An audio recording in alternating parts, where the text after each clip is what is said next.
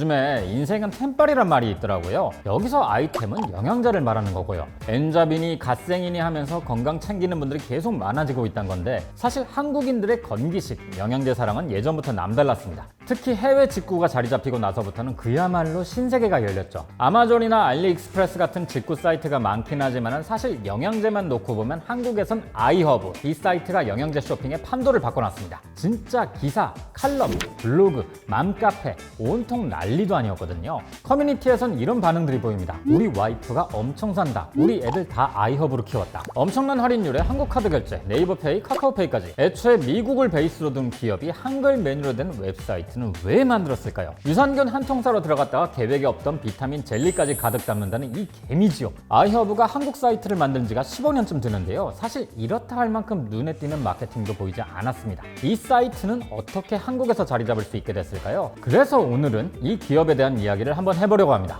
저는 김밥이고요. 제가 오늘 떠먹여드릴 이야기, 직구의 전설 아이허브입니다.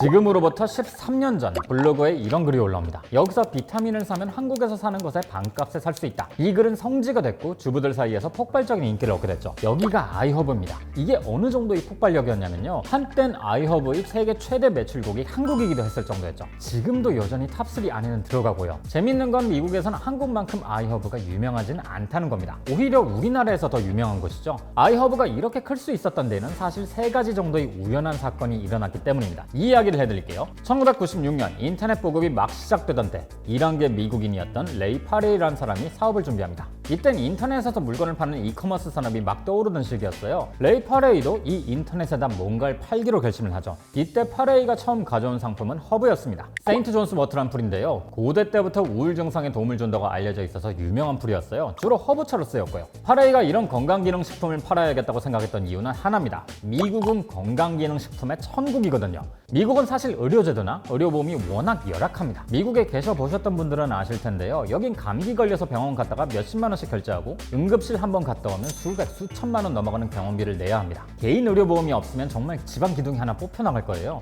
이런 환경이다 보니 약보다 싸고 구하기 쉬운 건강기능식품 시장이 엄청나게 성장했죠. 파레이도 이 시장에 주목한 거고요. 그리고 이걸 오프라인이 아닌 인터넷으로 파는 게 괜찮겠다 판단한 겁니다. 파레이가 세인트 존스 워터를 산 뒤에 바로 아이허브를 만들었던 건 아니고요. 처음엔 야후에서 이걸 팔았어요. 이땐 야후가 세계 최대 포털 사이트였거든요. 캘리포니아에 있는 자기 아파트에서 허브차를 포장하고 주문이 들어오면 우편으로 배송을 해줬는데요. 지금으로 치면 네이버 스마트 스토어랑 비슷한 겁니다. 아무튼 아이허브는 이렇게 작은 아파트에서 탄생했어요. 시기 좋게 IT 붐이 일면서 파레이의 사업은 천천히 성장했죠. 아이허브가 꾸준하게 큰 건 맞는데요, 사실 처음부터 업계에서 막 엄청난 퍼포먼스를 보여준 건 아니었습니다. 이런 말이 있죠. 내가 생각한 건 남도 이미 생각하고 있다. 건기식을 인터넷으로 팔아야겠다는 생각을 한 게 파레이뿐만은 아니었어요. 이미 비슷한 사업을 하는 경쟁자는 많았죠. 그래서 소비자 입장에선 별 차별점을 못 느꼈던 겁니다. 하지만 아시다시피 이제 아이허브는 모르는 사람이 거의 없을 만큼 유명해졌죠. 어떻게 이게 가능했을까요? 먼저 첫 번째, 어느 날 아이허브에서 해외 주문이 한 건 들어옵니다. 이 사이트는 미국인들을 대상으로 만든 미국 사이트인데 뜬금없이 해외에서 주문이 들어온 거였어요. 지금이야 해외 직구가 일반적이지만 이땐 엄청 까다롭고 비싼 데다가 배송 기간도 오래 걸렸거든요. 다른 사이트들은 국외 결제 주문을 막아두고 운영을 했는데요, 아이허브는 이걸 막아두지 않았던 거죠. 그리고 기왕 이렇게 된 거 해외 주문을 본격적으로 받기 시작했어요. 그리고 이 선택이 아이허브에게 엄청난 행운을 가져다 주게 됩니다. 아이허브가 미국 안에서만 사업을 할 땐 사실 아쉬운 게 하나 있었어요.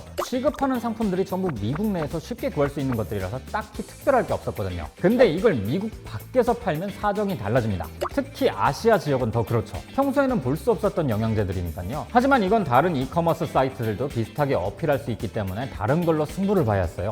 예를 들면 배송비죠. 사실 아무리 주문이 물밀듯이 들어와도 직구는 배송비를 얼마나 납득 가능한 수준으로 끌어내리느냐가 중요합니다. 배송은 원래 비싼 서비스입니다. 국내에서 국내로 이동하는 것도 비싼데 해외 배송은 곱절로 들죠. 당시 택배비가 2,000원에서 2,500원일 텐데요, 해외는 어마어마했죠. 무게가 무거워질수록 비용은 추가로 붙습니다. 근데 아이허브는 딱 정해진 배송비만 받았어요. 그리고 결정적으로 배대지라고 하죠. 배송 대행지를 끼지 않고 직배송을 선택했어요. 해외 결제가 가능한 신용카드만 있으면 미국 소매점에 판매하는 딱 그 가격으로 제품을 살 수 있게 된 거죠. 나중에 일이지만은 2017년부터는 비자나 마스터가 붙지 않은 일반 직불카드로도 살 수 있게 됐고, 지금은 네이버페이나 카카오페이로도 결제할 수 있으니까 이건 사실 꽤 큰 장점이죠. 아무튼 이렇게 배송까지 세팅한 아이허브가 한국어 페이지를 따로 운영하기 시작한 게 2008년입니다. 하지만 이때부터 한국인들이 몰려갔다거나 하는 그런 기적은 일어나지 않았어요. 아니 사실 거의 알려지지도 않았죠. 그럴 만도 한 게 특별히 광고를 한 것도 아닌데다가 당시엔 직구란 개념이 별로 없었거든요. 인터넷으로 미국 제품을 배송한다는 개념 자체가 자리 잡히기 이전이었죠. 이러니 당연히 아이허브도 잘 알려지지 않았습니다. 여기서 두 번째 사건이 벌어집니다. 아이허브는 들어온 지 2년이 다 되도록 큰 반응을 얻지 못했는데요. 2010년 우연한 계기로 한국인 이용자가 엄청나게 늘어납니다. 우선 당시 배경을 좀 말씀드리면요. 지금처럼 한국에 많은 건기식들이 있지는 않았습니다. 미국이나 유럽, 호주 건기식들이 인기가 있었지만 말씀드렸던 것처럼 직구라는 개념이 없었기 때문에 주로 해외여행을 다녀오신 분들이 많이 사와서 먹었죠. 참고로 이 시장의 주 소비자는 주부를 중심으로 한 여성들이었고요. 그런데 2010년 어느 날 한 블로그에 이런 글이 올라옵니다. 비타민을 싸게 살 수 있는 쇼핑몰, 국내에서 파는 가격에 반도 안 되는 가격이었어요. 이 글은 삽시간에 퍼졌고 당시 업계 사람들조차 주목했었죠. 가격은 싼데 한국어 페이지는 이미 만들어져 있으니 엄청나게 팔려나갔어요. 이땐 폴로나 갭, 나이키 같은 제품들을 직구로 사는 게 유행이었는데요. 식품 쪽에선 아이허브가 직구 1세대라고 볼 수 있습니다. 이 열기에 불을 지핀 게 바로 추천인 코드입니다.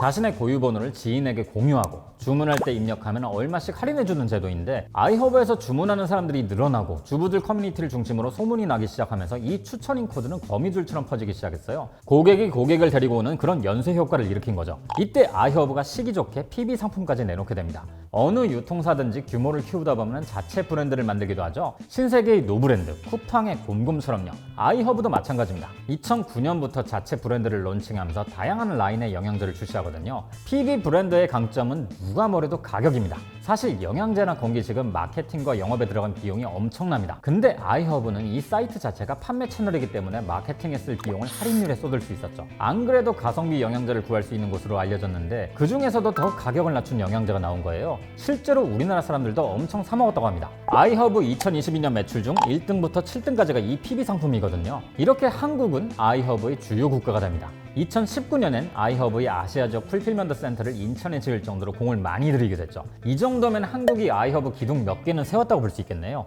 아이허브의 마지막 우연, 팬데믹입니다. 팬데믹은 전 세계 사람들에게 재앙이었습니다. 하지만 이 팬데믹을 기점으로 많은 사람들이 전부 다 더 건강을 챙기기 시작했어요. 실제 팬데믹 기간 동안 면역 관련 건기식 제품 판매량은 엄청나게 치솟았습니다. 이건 한국뿐 아니라 세계적인 추세였죠. 작년 한 해 아이허브에서 가장 많이 팔린 제품은 유산균에 이어서 면역 제품이었거든요. 뿐만 아닙니다. 팬데믹 때문에 헬스장에 갈 수 없게 되니까 홈트 하시는 분들이 엄청 늘었는데요. 이때 운동을 보조해 줄 만한 식품들을 왕창 사 먹기 시작했어요. 2020년 블랙 프라이데이 직후 퍼진 이 사진 한 장, 항공기 화물칸뿐만 아니라 좌석, 짐칸까지 아이허브 상자들로 가득 채운 사진이 올라왔죠. 주문량이 폭증하다 보니 배송을 맞추기 위해서 전세기를 빌린 거였는데요. 이렇게 해도 배송을 맞추기 힘들 정도로 엄청난 판매량을 보여주게 되죠. 이게 다 팬데믹 기간에 벌어진 일입니다. 관세청에 따르면 우리나라 사람들의 직구 품목 1위는 건강기능식품입니다. 그 중에서도 미국 직구로만 한정하면 건기식의 위치는 압도적이죠. 많은 사람들이 건기식을 직구로 구매한 데는 다양한 이유가 있겠지만 저렴한 가격 덕분입니다. 건기식을 현지 가격으로 살 수 있다는 엄청난 장점으로 해외 직구란 트렌드를 이끌었던 기업 중 하나죠. 이젠 우리나라 사람들이 건기식을 구매한 사이트는 굉장히 다양한데요. 이 중에서도